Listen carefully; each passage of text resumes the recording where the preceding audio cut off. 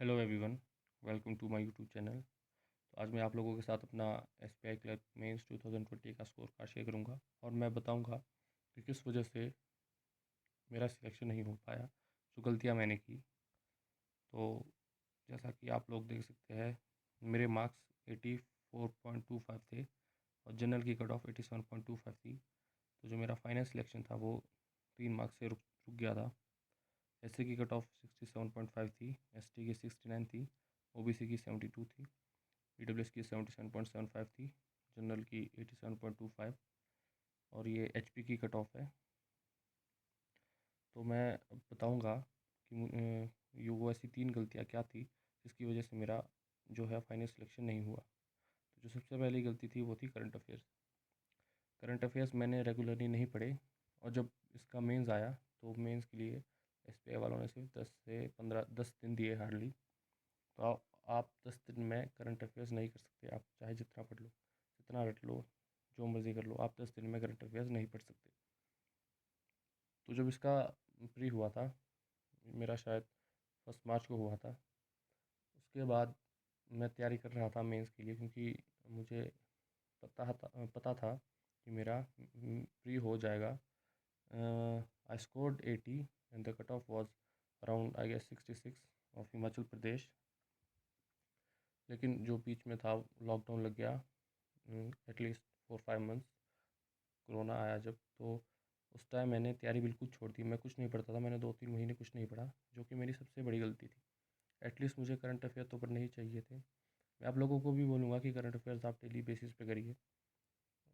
अब मैं current affair करता हूँ अड्डा से और ग्रेड अप से, ऐप से।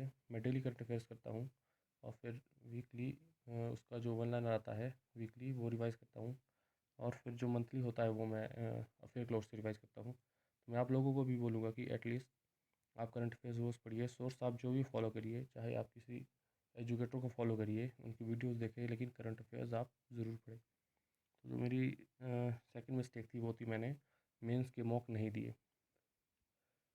मैंने शायद 1 या 2 हार्डली दिए एग्ज़ाम से पहले, जो कि इनफ नहीं थे।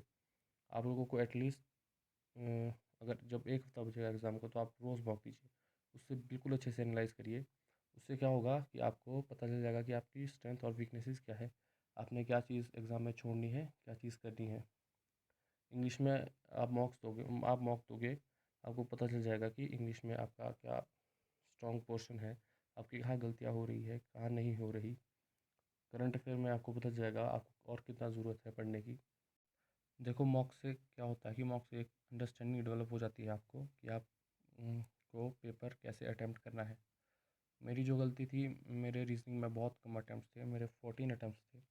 और कहीं ना कहीं मेरा जो सिलेक्शन है मेनली इसी वजह से रुका कि मैंने रीजनिंग का सेक्शन ठीक ढंग के अटैम्प्ट नहीं किया। मेरे सामने जो क्वेश्चन दिख रहा था मैं उसे पढ़ रहा था, मैं देख रहा था मुझसे बनेगा बनेगा नहीं बनेगा, तो मैं उसको स्किप कर देता था। और मैं ऐसे 1-2 पजल्स में फंसा जो मुझे लगा कि मुझसे सॉल्व हो जाएगी, लेकिन वो नहीं हुई। तो मेंस में आपके पास एक प्रॉपर स्ट्रेटजी चाहिए कि आपको कौन सा सेक्शन कैसे अटैम्प्ट करना है, नहीं तो फिर आप गलतियाँ करोगे और आपके अटैम्प्ट्स बहुत कम होंगे। और जो तीसरी और मेरी सबसे बड़ी गलती थी वो थी कि मेरा मोराल एग्ज़ाम देते वक्त बहुत ही डाउन हो गया था।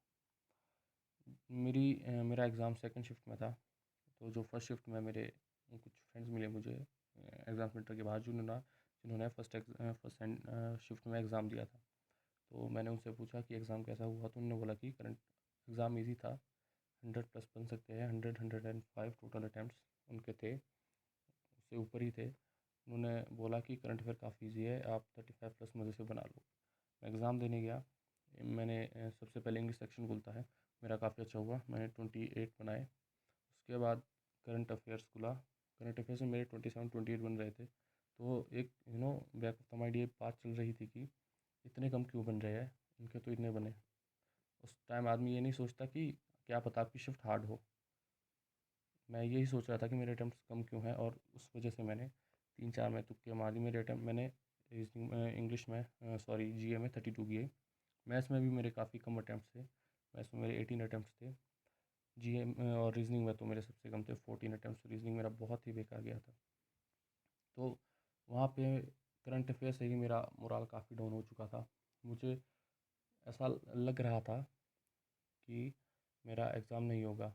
आप कभी भी प्री प्लान्ड होके मत जाइए। आप कभी भी ये सोच के मत जाइए कि मुझे मिनिमम इतने अटेम्प्ट्स करने ही है। आपको कोई आइडिया नहीं है कि एग्ज़ाम का लेवल क्या होगा।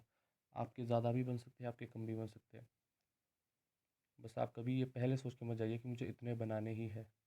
उससे आपको नुकसान ही होगा, कभी फ़ायदा नहीं होगा। तो मैं उम्मीद करता हूँ कि आप लोगों को जो मैंने मिस्टेक्स बताई, जो मैंने की, उससे कुछ हेल्प मिलेगी और आप फ्यूचर में ये मिस्टेक्स नहीं करेंगे। अभी आपके 3 एग्ज़ाम्स आगे प्लान्ड है। ये सब चीज़ें मैं होप करता हूँ कि आप लोगों के लिए फ्यूचर में काफ़ी हेल्प करेगी। और मैंने इस साल का भी एसपीआई क्लर्क मेंस दिया है। मेरी सेकंड शिफ्ट थी, तो जब रिज़ल्ट आएगा तो मैं आप लोगों के साथ अपना स्कोर शेयर कर लूँगा। Thank you. If you like this video, please subscribe to my channel. Thank you very much.